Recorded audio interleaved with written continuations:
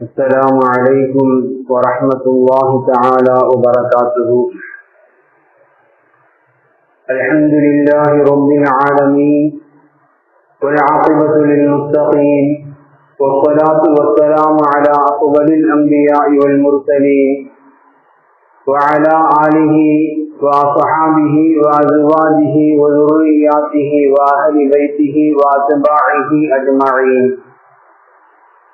أما بعد فقد قال الله تعالى في القرآن العظيم وفي الفرقان الحميد: ومن يخرج من بيته مهاجرا إلى الله ورسوله ثم يدركه الموت فقد وقع أجره على الله وكان الله غفورا رحيما.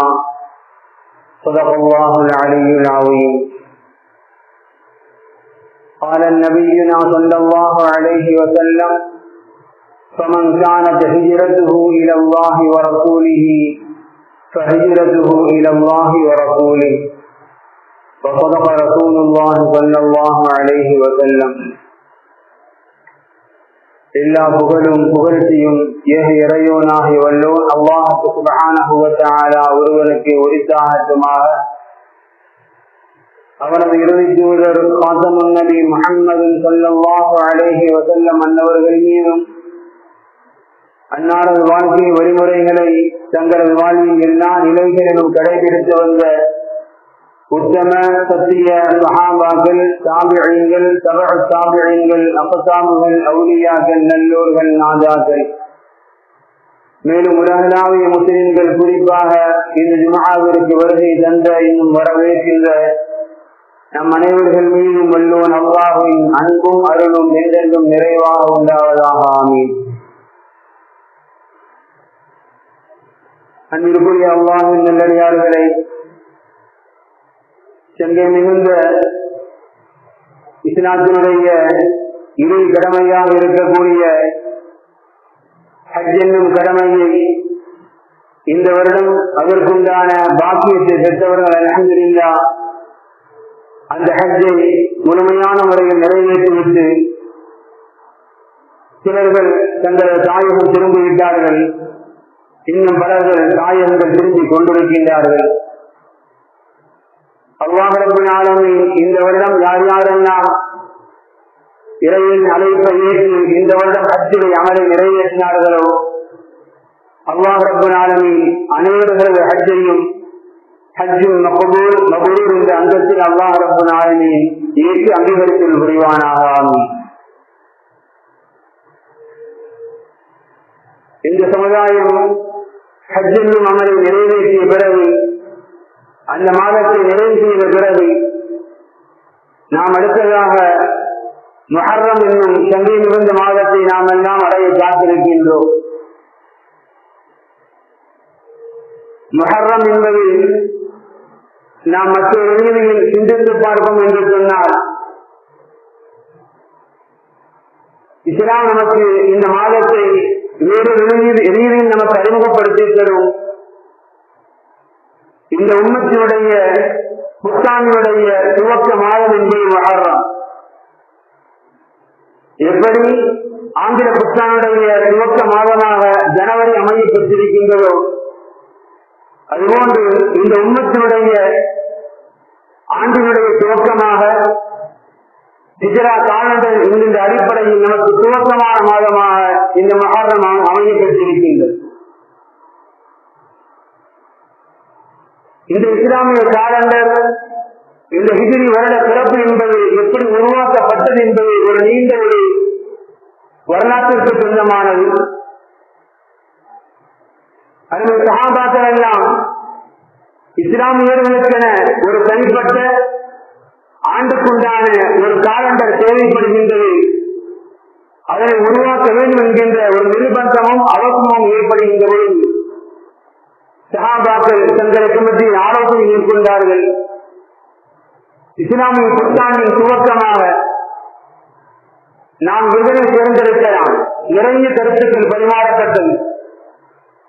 அண்ணன் பெருமானாரின் சிறப்பு முதல் கொண்டு அண்ணன் பெருமானாரின் இறப்பு வரை இஸ்லாத்தில் நடைபெற்ற சில போர்களை முன்வைத்து இப்படியெல்லாம் நிறைய கருத்துக்கள் பரிமாறப்பட்ட பொழுதும்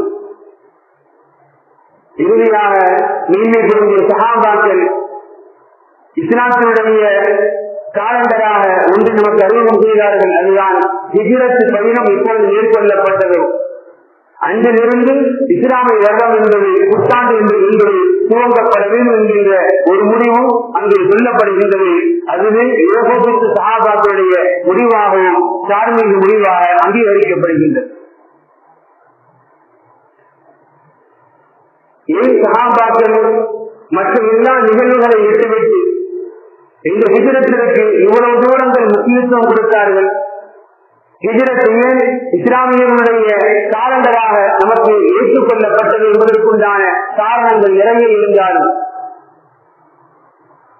ஹிஜ்ரத் இரக்கமும் சதையுமாக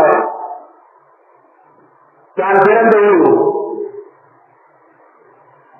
தனக்குண்டான அத்தனை உறவுகள், தனக்குண்டான அத்தனை ஒப்புகள், தான் வளர்ந்ததிலிருந்து இதுவரை சேமித்து வைத்த சொத்துக்கள், இப்படி எல்லா இன்பங்களையும் குறைத்து விட்டு அல்லாஹ்விற்காக தியாகங்கள் செய்து அவர்கள் வெளியேறி வந்துவினார். தார்மீகமாக இந்த ஹிஜ்ரத்தையே இஸ்லாத்துடைய புத்தாண்டாக துவக்கமாக சஹாபாக்கள் நமக்கு அங்கீகரித்துக் கொண்டார்கள். பொதுவாக இஸ்லாத்துடைய எந்த ஒரு நிகழ்வும் கேலிக்குரியதாக, விளையாட்டிற்காக, வீணானதாக எந்த ஒரு நிகழ்வும் இருக்க பெறாத இருக்கவும் கூடாது. அந்த அடிப்படையில் இந்த ஹிஜ்ரத்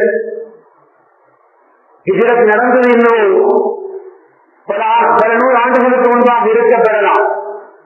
ஆனால் அந்த ஹிஜ்ரத்திலிருந்து இந்த உம்மத்திற்கு கிடைக்கப்படக்கூடிய பாடங்களும் படிப்பினைகள், இந்த உம்மத் எடுத்துக்கொள்ள வேண்டிய சிந்தனைகள் என்பது நமக்கு கியாமத்திலே தேவைப்படுகின்றது. இந்த ஹிஜ்ரத்துடைய பாடமாகத்தான் இன்றைய சிந்தனையாக இந்த ஜும்மாவில் நாம் பேசப் போகின்றோம். ஹிஜ்ரத் பிறந்த மண்ணிலிருந்து, தாய் மண்ணிலிருந்து இஸ்லாத்திற்காக, இஸ்லாத்தின் பிரகாரம் வாழ முடியவில்லை என்பதற்காக விரட்டி அடிக்கப்படுகின்றார்கள். அல்லாஹ்வின் உத்தரவிற்கிணங்க சஹாபாக்களும் அண்ணன் பெருமானாரும் சொந்த பூமியை விட்டு கிளம்பி வருகின்றார்கள். இந்த ஹிஜ்ரத் நமக்கு சொல்ல வரக்கூடிய பாடங்கள் என்ன? இந்த ஹிஜ்ரத்திலிருந்து நாம் எடுத்துக்கொள்ள வேண்டிய வாழ்க்கைக்குண்டான படிப்பினைகள் என்ன என்பதை குறித்து இமாம்கள் நிறைய சொல்லித் தருவாங்க. நாம் அத்துணைகளும் சொல்ல முடியாவிட்டாலும், அதற்குண்டான நேரங்கள் இல்லாவிட்டாலும் குறைந்தபட்சம் நமது வாழ்க்கைக்கு அவசியமாக தேவைப்படக்கூடிய சில படிப்பினைகள் இமாம்கள் ஹிஜ்ரத்திலிருந்து, ஹிஜ்ரத்தின் பயணத்திலிருந்து நமக்கு சொல்லித் தரக்கூடிய முதல் பாடம், முதல் படிப்பினை. ஹிஜ்ரத் பயணம் ஏன் நடந்தது? ஷரியத்தின் பிரகாரம், இஸ்லாத்தின் பிரகாரம் உங்கள் இஸ்லாமியர்கள் வாழ முடியவில்லை. எனவே அல்லாஹ் ரப்பல் ஆலமீன் ஹிஜ்ரத்திற்குண்டான அனுமதி அல்லாஹ் கொடுத்தா சஹாபாக்கள் எழுதி வந்தாங்க. இமாம்கள் நமக்கு முதல் பாடமாக சொல்லித் தருவார்கள். உண்மைக்கும் பொய்மைக்கும் மத்தியில், நல்லவர்களுக்கும் தீயவர்களுக்கும் மத்தியில், நன்மைக்கும் தீமைக்கும் மத்தியில் கியாமத் வரை கண்டிப்பாக போராட்டங்கள் இருந்து கொண்டுதான் இருக்கும். கண்டிப்பாக போராட்டங்கள் இருந்து கொண்டுதான் இருக்கும். காரணம், இந்த தீன் அல்லாஹ் இஸ்லாம், அல்லாஹ்வினால் அங்கீகரிக்கப்பட்ட ஒரே சத்தியமாக்கும் தீனுல் இஸ்லாம்.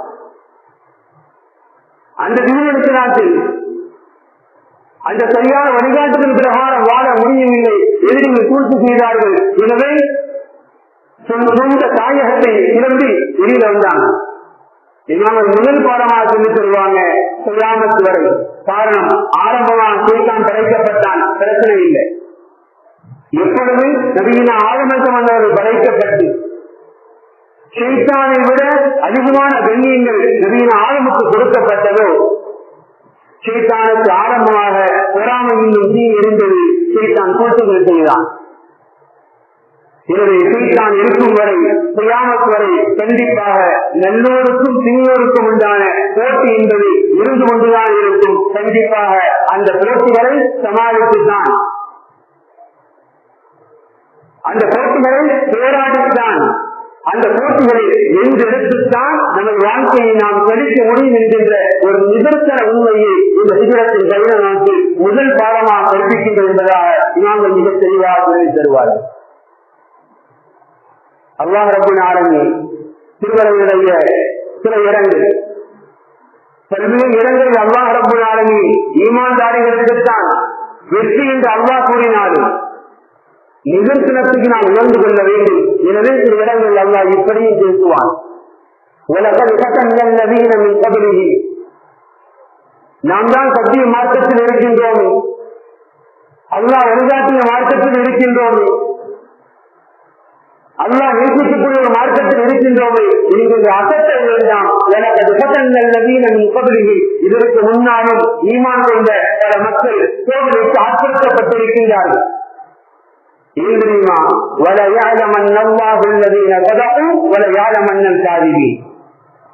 யார் அல்லாஹ்வின் குரலை உண்மையாக ஏற்றுக்கொள்கின்றார்கள், யார் அல்லாஹ்வை கூட்டை கீழ்படுத்துகின்றார்கள், நல்லவர் யார், கெட்டவர் யார், உண்மை யார், பொய்யர் யார் தெளிவுபடுத்தப்பட வேண்டும். எனவே இந்த சோதனைகள் கண்டிப்பாக இருக்கும். அல்லாஹ் மிக தெளிவாக சொல்லிவிட்டார். எனவே ஹிஜ்ரத் நமக்கு பெறக்கூடிய ஆரம்ப பாடமாக அறிஞர் பெருமக்கள் சொல்லித் தருவார்கள். ஷைத்தான் உள்ளவரை, ஷைத்தான் கியாமத் வரை இருப்பான். ஆக கியாமத் வரை இந்த உலகத்தில் நல்லோருக்கும் தீயோருக்கும் உண்டான, சத்தியத்திற்கும் அசத்தியத்திற்கும் மத்தியில் உண்டான போராட்டங்கள் என்பது கண்டிப்பாக நடந்து கொண்டேதான் இருக்கும். அது தவிர்க்க முடியாது. அது குடும்ப ரீதியாகவோ, நட்புகளின் ரீதியாகவோ, அரசியல் ரீதியாகவோ, அதிகாரத்தின் ரீதியாகவோ எந்த ரீதியில் வேண்டுமானால் இருக்கப்பெறலாம். கண்டிப்பாக சத்தியத்திற்கும் அசத்தியத்திற்கும் மத்தியில் உண்டான போராட்டங்கள் கியாமத் வரை இருக்கும். ஹிஜ்ரத் நமக்கு தரக்கூடிய முதல் பாடம். ஹிஜ்ரத்தினுடைய இரண்டாம் பாடமாக இந்த உண்மை மிக மிக அவசியமாக எடுக்க வேண்டிய ஒரு பாடமாக இமாம்கள் சொல்லித் தருவாங்க. ஹிஜ்ரத்தில் ஏன் நடந்துச்சு? இஸ்லாத்துடைய ஆற வாழ முடியல. யார் ஹிஜ்ரத் செய்ய அனுமதி கொடுத்தா? அல்லாஹ் அனுமதி கொடுத்தான். அல்லாஹ் அனுமதி கொடுத்துட்டான். அப்ப உடனே திறந்த வேண்டியதானே?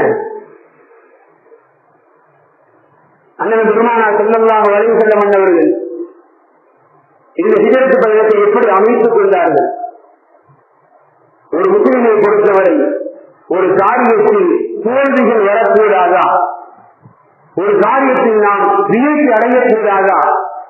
நாங்கள் இந்த ஹிஜ்ரத்தினுடைய மிகச்சிறிய பாடமாக சமுதாயத்தினுடைய வீழ்ச்சிக்கு தோல்விக்கு மிகப்பெரிய காரணம் அதுதான். என்ன தெரியுமா? எந்த ஒன்றையும் திட்டமிடாமல், முன் ஆலோசனைகள் இல்லாமல், எடுத்து தானே அறிவாளி என்கின்ற ஒரு நிலையத்தை உறுதிக்கொள்கின்ற, உறுதி செய்கின்ற ஒரு சமுதாயம் நிறைய வீழ்ச்சி சந்திக்கு இமாம்கள் சொல்லித் தர்றாங்க. ஹிஜ்ரத் அல்லாஹ் தான் அனுமதி கொடுத்தான்.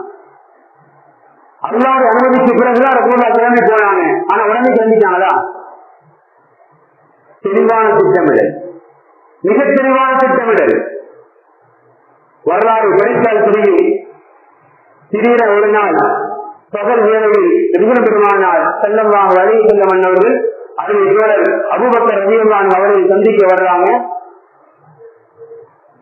வந்தவங்க அபூபக்கர் ரலியல்லாஹு அன்ஹு அவர்கள் சொன்னார்கள், யா அபூபக்கர் இன்னி உரீது தார ஹிஜ்ரத்திக்கும் லா தனஃபி பைன லாபத்தி வமல் அரவதான். இரண்டு மலைகளுக்கு மத்தியில் இருக்கக்கூடிய பேரீச்ச மரங்கள் நிறைந்த ஒரு பூமிக்கு நாம் ஹிஜ்ரத் செய்ய வேண்டிய தேவை அவசியம் இருக்கும்.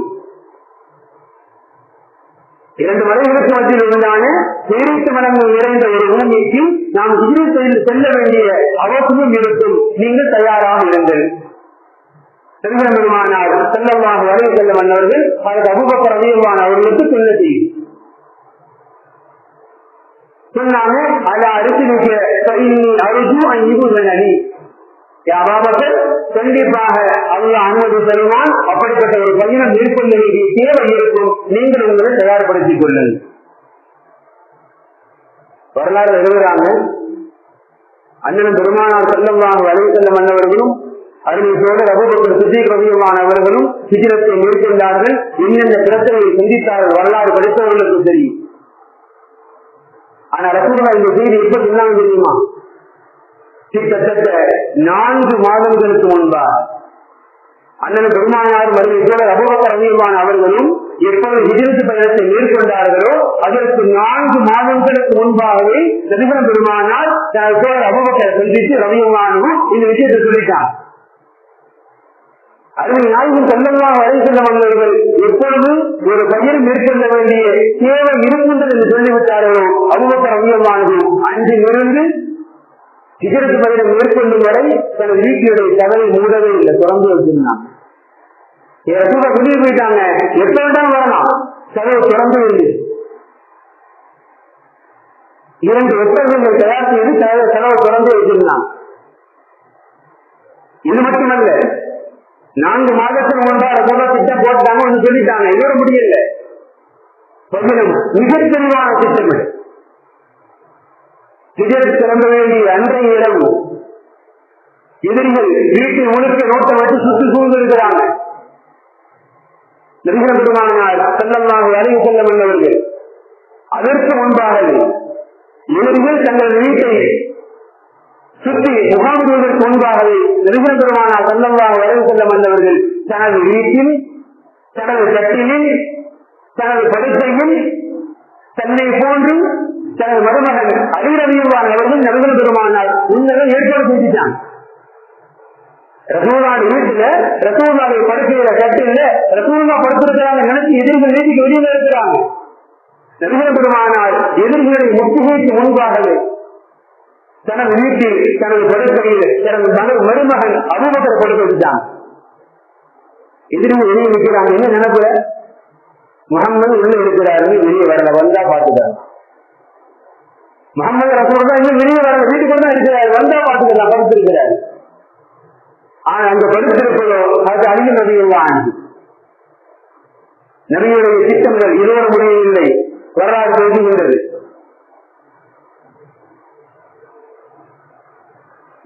மக்கமா நகரில் என்ன நடைபெறுகின்றது? நம்ம ஹிஜ்ரத் கிளம்பி போயிட்டோம், நம்மை குறித்துண்டான என்ன பேச்சுக்கள், நமக்கு எதிரான என்ன சிந்தனைகள், சூழ்ச்சிகள் எங்கு நடைபெறுகின்றது என்பதை தெரிந்து தன்னிடத்தில் வந்து சொல்ல வேண்டும். நபிகள் பெருமானார் மிக தெளிவாக திட்டமிட்டார்கள். அபூபக்கர் ரலியல்லாஹு மகனார் அப்துல்லா, அபூபக்கர் ரலியல்லாஹு மகனார் அப்துல்லா ரசூலுல்லாஹ் நியமித்தாங்க. மக்கமா நகரில் எதிரிகள் எங்களை குறித்து என்ன பேசுகின்றார்கள், எங்களுக்கு எதிராக என்ன சதிகள் திட்டமிடுகின்றார்கள், அனைத்தையும் கேட்டுவிட்டு மாதத்துக்குள்ளாக நீங்கள் நாங்கள் தங்கியிருக்கக்கூடிய சிராத்துறைக்கு வந்துவிட வேண்டும். நாங்கள் தங்கியிருக்கக்கூடிய வந்து திட்டமிட்டு போனாங்க. சரி, நாம குகையில பதிஞ்சிட்டோம், அங்க 3 நாள் தங்கவர் விட திட்டமிட்டாரு, சாப்பாடு வேண்டாமா திட்டமிட்டார்கள். அதுக்கு அபூபக்கர் ரலியல்லாஹு மகளாகிய ஆயிஷா அஸ்மா ரலியல்லாஹு இருவரும் சேர்ந்து உணவை சமைக்க வேண்டும். சமைத்த உணவை அஸ்மா ரலியல்லாஹு கொண்டு செல்வதற்கு யாரும் ஆள் கிடையாது. அஸ்மா ரலியல்லாஹு தனது முந்தானையை 2ஆக பிரித்து ஒன்றில் உணவையும் மற்றொன்று அதற்குண்டான குழந்தையும் எடுத்துக்கொண்டு 2 முந்தானைகளை 2ஆக பிறந்து கட்டிக்கொண்டு இங்க வந்து கிளம்பிடுவாங்க ரசூலுல்லாஹ் தங்கி இருக்கக்கூடிய குகைக்கு. இரவு இருளோடு இரவாக உணவு வந்து சேர்ந்து அதற்கு பிறகு திட்டமிட்டாங்க. அதற்கு அபூபக்கர் ரலியல்லாஹு அவருடைய 6 உறுப்பாளராக இருந்த ஆமீர் இப்னு புகைரா அவங்க சொல்லிட்டு போயிட்டாங்க, ஆமீரே நாங்கள் 3 தினங்கள் புகையில தங்கியிருப்போம், நீங்கள் மாலையில் ஆடுகளை வைத்துக் கொண்டு வர வேண்டும். அதிகாலை விடுவதற்குள்ளாக எங்களுக்கு பாலை கலந்து கொடுத்துவிட்டு அதிகாலையில சூரியன் உதயமாகிறப்போ நீங்க மக்காவுக்கு வந்துடணும். மிக துல்லியமான திட்டமிடல். அதாவது சும்மா மட்டும் இல்ல, தெளிவா சொன்னாங்க. நீங்க அந்த ஆட்டங்களை ஓட்டிக்கிட்டு வரது எப்படி தெரியுமா? இந்த இரவு அப்துல் ரஹ்மானும் அப்துல்லாவும் அஸ்மாவும் வந்தார்களை அந்த காலடித்தனங்களை இந்த ஆடுகள் அழித்துக் கொண்டு வரும். சும்மா இல்லை, அவர்கள் எந்த வழித்தளத்தில் வந்தார்களோ அந்த வழித்தளங்களை தடயங்கள் இல்லாமல் இந்த ஆடுகள் அழித்துக் கொண்டு வரணும். ஆனால் அவர்கள் வந்த பாதையை நீங்க மக்களுக்கு திரும்பிவாங்க, ஒரு சூழல் தடயம் கூட இருக்கக்கூடாது. இதற்கு பிறகு நபிகளுமான திட்டமிட்டார்கள், சொல்லிவிட்டு வந்தார்கள். மக்கள் சிறந்த ஒரு வழிகாட்டி அப்துல்லாவின் அரசு. இவர் இஸ்லாமிய மாற்று மதத்தை சார்ந்தவர்கள் தான், இருப்பினும் நம்பிக்கைக்குரியவர். இன்னும் சொல்ல போனால் அன்றைய மக்கா மதீனாவிற்கு மத்தியில் இருந்த இலகுவான பாதை என்பது ஷாமை ஒட்டி செல்லக்கூடிய பாதை. அந்த பாதையில் போனால் ஹிஜ்ரத்தின் பிறகு துண்டிக்கப்படும், எதிரிகளை நாம் அகப்பட்டுக் கொள்வோம். எனவே நபிகள் பெருமானார் அப்துல்லாவின் அரசியத்தை நியமித்தாங்க. வேறொரு பாதையில கூட்டு போன சொல்லிட்டு போனாங்க, நாங்க 3 நாள் சொல்லி தங்கி இருப்போம், 4ஆம் நாள் காலை புதிச்சு வந்துருங்க, அங்கிருந்து பயணித்து வாங்கப்பட வேண்டும். நபிகள் பெருமானார் ஸல்லல்லாஹு அலைஹி வஸல்லம் மன்னர்கள் அல்லாஹ்வின் உத்தரவுதான், அல்லாஹ் தான் அனுமதி கொடுத்தான். ஆனால் அதற்காக தனது பயணத்தை ஏனோதாரம் என்று இந்த திட்டமிடல் இல்லாமல் யதார்த்தம் அமைத்துக் கொள்ளவில்லை. மிக தெளிவாக திட்டம் தீட்டி இந்த பயணம் லாபகரமான நிம்மதியான பயணமாக அமையப்பெற வேண்டும். நபிகள் பெருமானார் மிக தெளிவாக திட்டமிட்டார்கள். இந்த திட்டமிடங்கள் எல்லாம் சொல்லிவிட்டு இமாம்கள் சேர்த்து சொல்லுவாங்க, அல்லாஹ் நினைத்திருந்தால்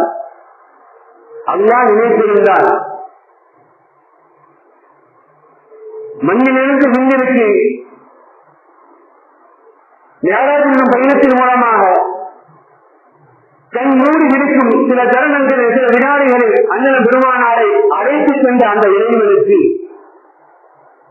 ஏன் பெருமானாருக்கு மன்னவர்களுக்கு காற்றை வசப்படுத்தி கொடுத்து காலை காற்று 1 மாதத்தின் தூரத்தை பயணப்பட்டு காலையிலே திரும்பி கொண்டு வரும், மாலை காற்று 1 மாத தூரத்திற்கு பயணத்திற்கு அழைத்து சென்று திரும்ப கொண்டு வரும். அல்லாஹ் நினைத்திருந்தால் ஒரு மேலாக போன்றோ நபிகள் பெருமானாருக்கு மன்னவர்களுக்கு அல்லாஹ் கொடுத்த ஒரு அற்புதத்தை போன்றோ நபிகள் பெருமானாருக்கு அல்லாஹ் கொடுத்து இந்த ஹிஜ்ரத்தை அல்லாஹ்வினால் இலகுவாக அமைத்து வைத்திருக்க முடியும்.